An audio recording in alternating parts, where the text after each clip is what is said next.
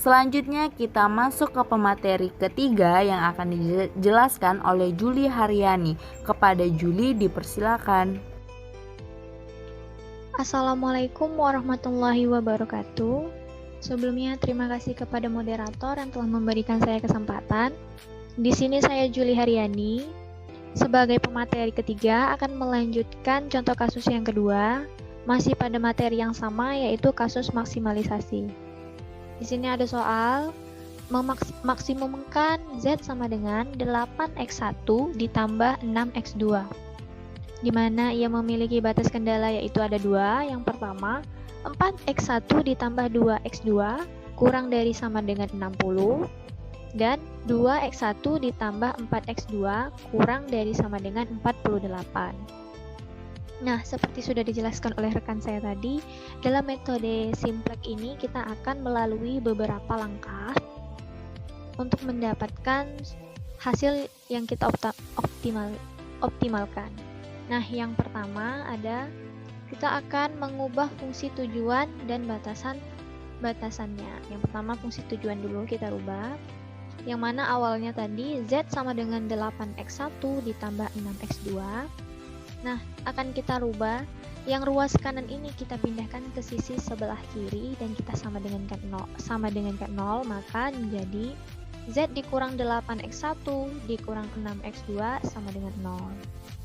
Nah, kita lanjut ke fungsi batasan, di mana ini diubah menjadi kesamaan dan ditambah dengan slack variable. Slack variable itu contohnya seperti S1, S2, S3 hingga Sn. Nah, untuk batasan yang pertama itu 4x1 ditambah 2x2 kurang dari sama dengan 60 akan kita rubah menjadi 4x1 ditambah 2x2 ditambah S1 sama dengan 60. Nah, S1 di sini itu karena dia merupakan batasan pertama. Nah, kita lanjut untuk yang batasan kedua, 2x1 ditambah 4x2 kurang sama dengan 48 menjadi 2x1 ditambah 4x2 ditambah S2 sama dengan 48. Nah, S2 di sini karena dia merupakan batasan yang kedua. Nah, setelah kita mengubah fungsi tujuan dan batasan, kita lanjut ke langkah yang kedua, yaitu menyusun persamaan di dalam tabel. Yang mana tabel ini merupakan tabel simplex awal. Nah, untuk di sini ada terdiri dari variabel dasar yang kolomnya elemennya terdiri dari Z, S1, S2, kemudian di sini ada Z, X1, X2, S1, S2 dan nilai dan NK atau nilai kanan. Nah, kita susun berdasarkan yang telah kita rubah tadi. Z di sini yaitu 1, kemudian X1-nya min 8, X2-nya min 6, S1-nya 0, S2-nya 0, dan NK-nya 0. Kemudian untuk X1-nya batasan yang pertama yaitu Z-nya 0, karena di sini nggak ada variabel Z, maka Z-nya kita 0 kan. Kemudian X1-nya 4, X2-nya 2, S1-nya 1, dan S2-nya 0, maka nilai kanannya 60. Lalu untuk yang S2, nilai Z-nya 0, X1 0, X1 2, X2-nya 4, S1 0, S2 1, dan nilai kanannya 48. Nah, setelah kita menyusun persamaan di dalam tabel, kita lanjut ke langkah yang ketiga, yaitu memilih kolom kunci. Nah, di tahap ini, untuk memilih kolom kunci ada ketentuannya, yang mana dalam memilih kolom kunci kita harus memilih pada nilai Z ini kita harus memilih nilai negatif yang terkecil. Nah, pada baris Z ini nilai negatif yang terkecil ialah negatif 8. Maka di sini kita ambil kolom kuncinya yaitu negatif 8, di mana negatif 8 ini merupakan kolom dari X1. Nah, maka kolom X1 ini merupakan kolom kunci. Dan kita lanjut untuk memilih baris kunci dan angka kunci. Nah, pada memilih baris kunci ada ketentuannya dengan nilai indeks positif terkecil. Kita bisa memilih baris kunci ketika nilai indeks yang kita dapatkan yaitu positif terkecil. Nah, untuk mencari indeksnya yaitu rumusnya nilai kanan atau NK per kolom kunci. Nah, di sini kita akan mencari baris kuncinya terlebih dahulu, yang mana kita harus mencari dulu indeks positif yang terkecil. Maka rumusnya nilai kanan yang ini kita bagi dengan kolom kunci yang ini X1 ini. Oke. Maka kita bagi 0 dibagi min 8 sama dengan 0, 60 dibagi 4 sama dengan 15, 48 dibagi 2 sama dengan 24. Nah, kita udah dapat nih. Udah dapat. Kita pilih indeksnya yaitu positif terkecil. Positif terkecil di sini yaitu 15. Nah, maka baris kunci yang kita dapatkan yaitu adalah pada batasan 1 yaitu baris ini. Nah, kemudian kita akan menentukan angka kunci. Untuk menentukan angka kunci yaitu terdapat pada perpotongan antara kolom kunci dan baris kunci. Maka di sini perpotongannya terjadi di angka 4. Maka angka 4 inilah sebagai angka kunci. Nah, setelah itu kita lanjut ke langkah yang kelima, mengubah nilai pada baris kunci. Nah, untuk merubah nilai pada baris kunci ada juga rumusnya, di mana baris kunci per angka kunci. Nah, kita harus bagi dulu baris kunci ini, kita bagi dengan angka kunci. Maka 0 dibagi 4 sama dengan 0, 4 dibagi 4 sama dengan 1, kemudian 2 dibagi 4 1 per 2, 1 dibagi 4 1 per 4, 0 dibagi 4 sama dengan 0, dan 60 dibagi 4 sama dengan 15. Nah, karena kita udah dapat baris baru nih, baris barunya ini kita dapatkan dari kolom kunci. Karena kolom kuncinya terjadi pada X1, maka di sini kita buat X1. Nah, kemudian kita lanjut ke langkah yang keenam, mengubah nilai selain pada baris kunci. Nah, untuk mengubah nilai pada baris kunci ini, yang ini nih, kolom yang kosong-kosong ini, akan kita cari nilainya. Dengan cara, yaitu baris baru sama dengan baris lama, kita kurangkan dengan hasil koefisien pada kolom kunci dikali nilai baru baris kunci. Nah, karena di sini yang belum terisi yaitu baris pertama, yaitu kalau nilai Z sama baris ketiga ya, baris ketiga kendala kedua, maka kita akan cari dengan rumus ini. Nah, yang pertama itu kita akan mencari baris 1 atau nilai Z terlebih dahulu. Nah, untuk mencarinya kita butuhkan baris lama, kemudian nilai baris baru dan koefisien pada kolom kunci. Baris lama pada kolom Z, baris Z ya, yaitu tadi min 8, min 6, 0, 0, 0. Kemudian untuk koefisien kunci baris pertama yaitu min 8. Nah, untuk nilai baru baris kunci itu yang ini yang kita gunakan. Nah, langsung kita operasikan, yaitu min 8 kali 1 sama dengan min 8. Kemudian kita kurangkan min 8 dikurang min 8 sama dengan 0. Lalu negatif 8 dikali 1 per 2 sama dengan negatif 4. Kemudian min negatif 6 kita kurangkan dengan negatif 4, maka kita dapat negatif 2. Kemudian lanjut, negatif 8 dikali 1 per 4 sama dengan negatif 2. Kemudian 0 dikurang negatif 2 sama dengan 2. Lalu negatif 8 dikali 0, 0, 0 kurang 0 sama dengan 0. Dan negatif 8 dikali 15 itu 120, negatif 120 ya. Jadi 0 dikurang negatif 120 yaitu 120. Nah, jadi kita dapat nilai baris baru ke 1 yaitu 0, negatif 2, 2, 0, 120. Nah, Kita lanjut ke baris kedua. Nah, karena baris kedua tadi sudah terisi ya, yang ini sudah terisi, maka kita tidak perlu mencarinya lagi, tinggal kita lanjut ke baris yang ketiga. Nah, untuk baris yang ketiga kendala kedua ini, baris lamanya itu ada 2, 4, 0, 1, 48.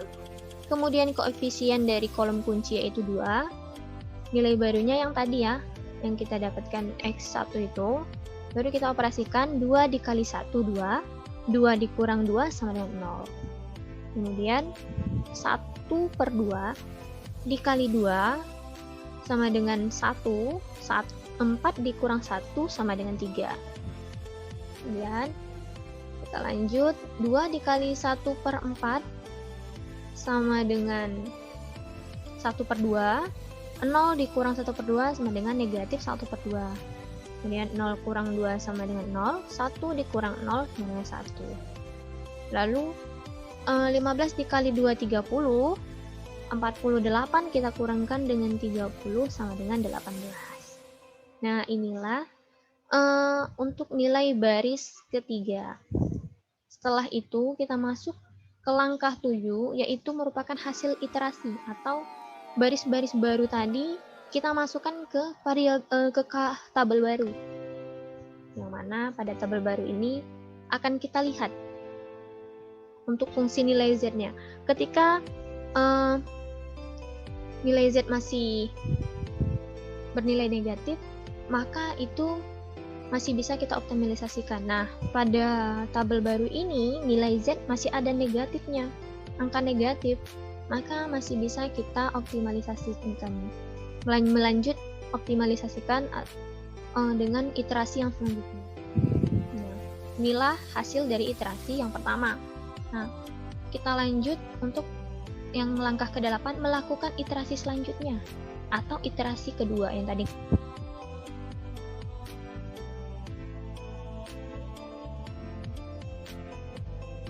Madem. Ya.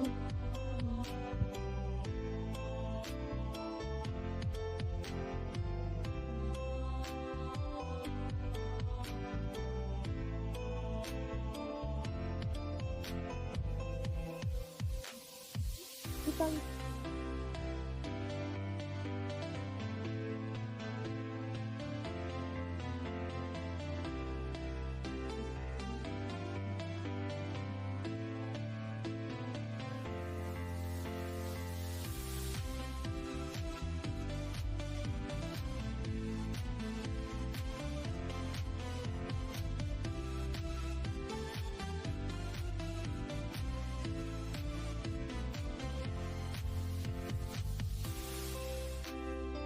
kita bagi dengan kolom kunci. Nah, jadi NK, kolom NK kita bagi dengan kolom kunci. Jadi 120 dibagi negatif 2 sama dengan negatif 60. Kemudian 15 dibagi 1 per 2 sama dengan 30. 18 dibagi 3 sama dengan 6. Nah, dari ketiga ini, yang merupakan indeks positif terkecil ialah pada kendala 2 yaitu 6. Maka untuk baris kunci jatuh pada kolom yang baris yang ketiga ini, kendala 2 ini. Nah, untuk angka kuncinya itu kita dapatkan dari perpotongan antara kolom kunci dengan baris kunci. Maka di sini angka kuncinya yaitu angka 3. Nah, setelah kita dapatkan kolom kunci, baris kunci, dan angka kunci, kita lanjut untuk mengubah nilai pada baris kunci dengan rumus baris kunci per angka kunci. Nah, karena tadi kita dapatkan pada S2 ini, maka kita rubah dulu nilai pada baris kunci ini. Kita bagi dengan angka 3, berarti 0 dibagi 3 sama dengan 0. 0 dibagi 3 sama dengan 0, 3 dibagi 3 sama dengan 1, 1 per 2 dibagi 3 sama dengan min 1 per 6, 1 dibagi 3 sama dengan 1 per 3, 18 dibagi 3 sama dengan 6. Nah, inilah nilai dari X2. Oke, nilai yang baru. Dan kita lanjut untuk mengubah nilai selain pada baris kunci nih. Kolom-kolom yang baris kosong ini akan kita cari nilainya dengan rumus baris baru sama dengan baris lama dikurang koefisien pada kolom kunci dikali nilai baru baris kunci. Nah, untuk baris yang pertama yang ini akan kita cari di mana baris lamanya itu kan koefisiennya yaitu 0, min 2, 2, 0, 120. Dan koefisien pada kolom kuncinya itu negatif 2, lalu nilai baru baris kunci yaitu 0, 1, min 1 per 6, 1 per 3, dan 6 nih. Yang ini ya. Nah, kita operasikan di mana min 2 dikali 0, 0, 0 kurang 0, 0. Lalu, min 2 dikali 1, min 2, min 2 dikurang min 2 sama dengan 0. Kemudian, min 2 dikali negatif 1 per 6, sama dengan itu 1 per 3 ya, lalu kita kurangkan 2 dikurang 1 per 3 sama dengan 5 per 3. Kemudian 1 per 3 dikali negatif 2 yaitu negatif 2 per 3. 0 dikurang negatif 2 per 3 yaitu 2 per 3. Kemudian 6 dikali min 2 sama dengan 6 dikali min 2 sama dengan min 12. Kemudian 120 dikurang min 12 sama dengan 132. Nah, inilah baris pada nilai baru pada baris ke pertama. Kita sudah dapatkan, kita lanjut ke baris kedua atau kendala 1, yang mana baris lamanya memiliki elemen 1, 1 per 2, 1 per 4, 0, dan 15. Dan elemen koefisiennya yaitu 1 per 2. Kemudian nilai baru baris kunci yaitu 0, 1, 1 per 6, 1 per 3, dan 6. Nah, langsung saja kita operasikan. 0 dikali 1 per 2 yaitu 0, 1 dikurang 0, 1. Kemudian 1 dikali 1 per 2, 1 per 2, 1 per 2 dikurang 1 per 2, 0. Kita lanjut ke 1 per 2 dikali min 1 per 6, yaitu kita dapat 1 min 1 per 12, lalu 1 per 4 kita kurangkan dengan negatif 1 per 12, sama dengan 1 per 3. Kemudian kita lanjutkan dengan 1 per 2 dikali dengan 1 per 3, sama dengan 1 per 6. 0 dikurang 1 per 6 maka negatif 1 per 6. Kemudian kita kalikan 1 per 2 dikali 6 sama dengan 3, 15 dikurang 3 sama dengan 12. Nah, nilai kita dapatkan nilai baru baris kedua yaitu inilah dia kita barisnya. Kemudian kita lanjut baris ketiga, kendala 2. Nah, tadi kan baris ketiga di kendala kedua ini sudah terisi, jadi tidak perlu lagi kita cari. Nah, dari baris-baris yang tadi kita masukkan ke dalam tabel baru, yang mana tabel baru ini merupakan hasil dari iterasi 2. Nah, kita masukkan bahwa untuk nilai untuk kolom Z ini hasilnya dari awal sampai akhir itu sama ya. Jadi tetap sama, yang berubah itu X1, X2, S1, S2 dan NK-nya saja. Nah, kita lihat lagi. Untuk menentukan apakah kita akan iterasi lagi, kan kita lihat pada baris Z ini adakah nilai yang bernilai negatif. Kalau tidak ada, maka sudah cukup iterasi yang kita lakukan, jadi tidak perlu dioptimalisasikan lagi. Nah, jadi pada hasil iterasi 2 ini sudah sempurna karena pada nilai baris Z-nya tidak ada yang bernilai negatif lagi, maka dapat kita peroleh bahwa X1-nya sama dengan 12, X2-nya sama dengan 6, dan Z maksimalnya yaitu 132. Nah, jadi seperti itulah langkah-langkah dalam mencari kasus contoh soal pada kasus maksimalisasi.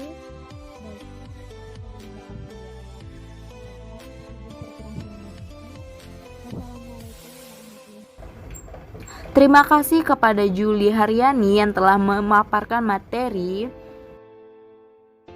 Selanjutnya kita masuk ke pemateri keempat yang akan dijelaskan oleh Nur Komaria. Kepada Nur dipersilakan. Baiklah, terima kasih kepada moderator. Perkenalkan, nama saya Nur Komaria. Di sini saya akan menjelaskan tentang kejadian khusus metode simplex, yaitu penyelesaian tak terbatas atau sering disebut dengan unbounded solution, di mana pengertiannya adalah solusi yang disebabkan karena fungsi tujuan dibuat tanpa batas dan tidak melanggar fungsi kendala. Nah, penyelesaian tak terbatas berarti fx bisa diperbesar atau diperkecil sampai titik tak berhingga. Nah, kita perhatikan gambar 3.2 di bawah. Yang ini. Nah, bagan ini digunakan untuk merevisi tabel yang belum optimal. Nah, setelah kita mendapatkan calon basis, maka langkah berikutnya adalah menguji apakah ada elemen AIK atau elemen dalam kotak vertikal ini yang lebih dari 0. Jika ada, maka langkah berikutnya adalah menghitung nilai theta dan menentukan variabel yang harus keluar dari basis.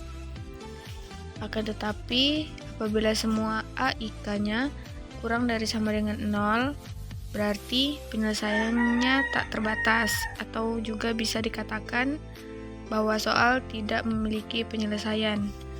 Nah, untuk lebih jelasnya, kita perhatikan contoh di bawah ini. Nah, teman-teman bisa melihat soalnya.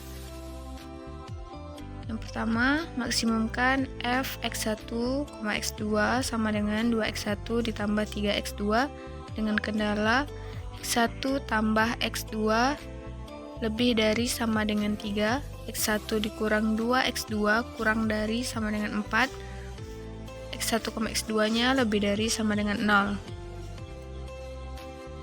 Nah, penyelesaiannya kita ubah ke bentuk standar simplex. Kita maksimumkan f x1 sampai x5 sama dengan 2x1 ditambah 3x2 ditambah 0x3 tambah 0x4 dikurang mx5. Dengan kendalanya yang tadi, x1 dikurang 2x2 tambah x3 sama dengan 4. x1 ditambah x2 kurang x4 tambah x5 sama dengan 3. Lalu x1 sampai x5-nya lebih dari sama dengan 0. Kita perhatikan tabel 3.22 di bawah ini. Nah, ini adalah tabel iterasi simplex. Pada iterasi keduanya, C4 kurang Z4 sama dengan 3 lebih dari 0. Karena satu-satunya yang masih bernilai positif, maka X4-nya menjadi calon basis. Akan tetapi, kita lihat A14-nya sama dengan negatif 2 kurang dari 0 dan A24-nya sama dengan negatif 1 kurang dari 0, sehingga nilai tetanya tidak bisa kita cari. Nah, ini menunjukkan bahwa soal ini memiliki penyelesaian tak terbatas. Baiklah, sekian penjelasan dari saya. Selanjutnya akan dijelaskan oleh Maria Nisa. Terima kasih kepada Nur Komaria yang telah memaparkan materi. Selanjutnya kita masuk ke pemateri terakhir yang akan dijelaskan oleh Mariam Nisa. Kepada Mariam Nisa dipersilakan.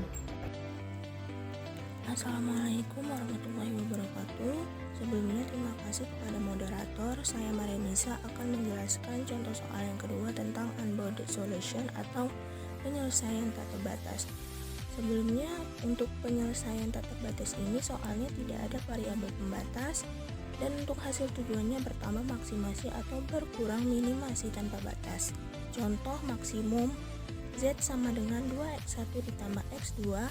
Untuk kendalanya 2x1 ditambah x2 kurang dari sama dengan 10, 2x1 kurang dari sama dengan 40, x1, x2 lebih dari sama dengan 0.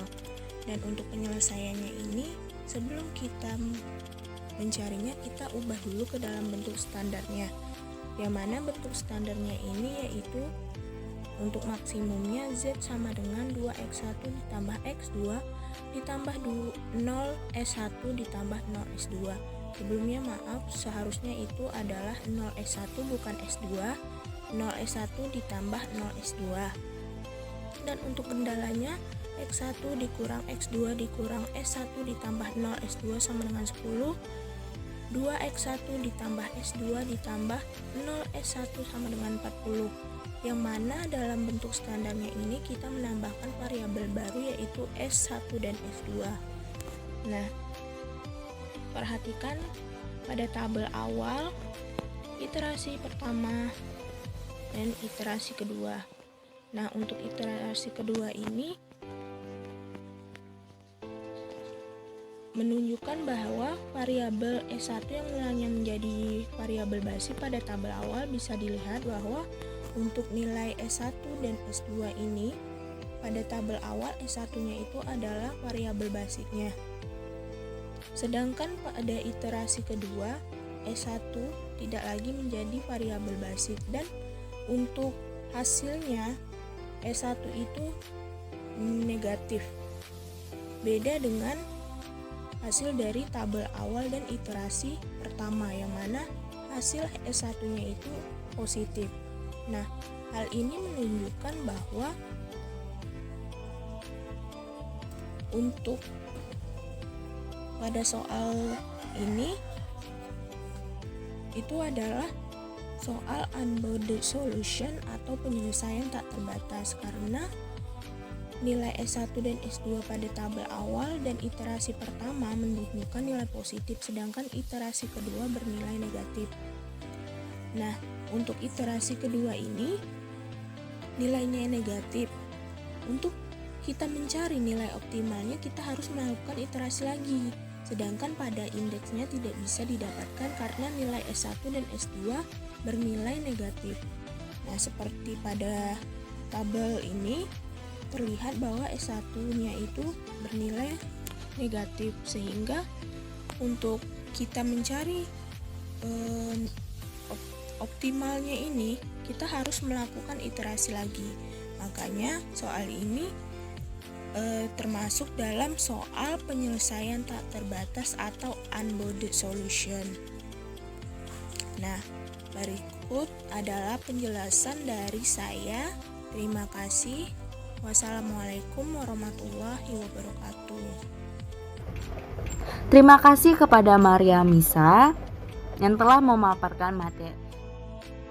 Baiklah, itu tadi presentasi kelompok kami terkait metode simplex yang memaksimalkan fungsi tujuan dan kejadian khusus untuk unbounded solution. Dapat kita ambil kesimpulan bahwa kita bisa menyelesaikan permasalahan pemrograman linier dengan menggunakan metode simplex, tentu dengan langkah-langkah yang sistematis seperti yang sudah dijelaskan. Baik, hanya itu yang dapat kami sampaikan. Kami mohon maaf apabila terdapat kesalahan dan kekurangan dalam penyampaian materi. Terima kasih. Assalamualaikum warahmatullahi wabarakatuh.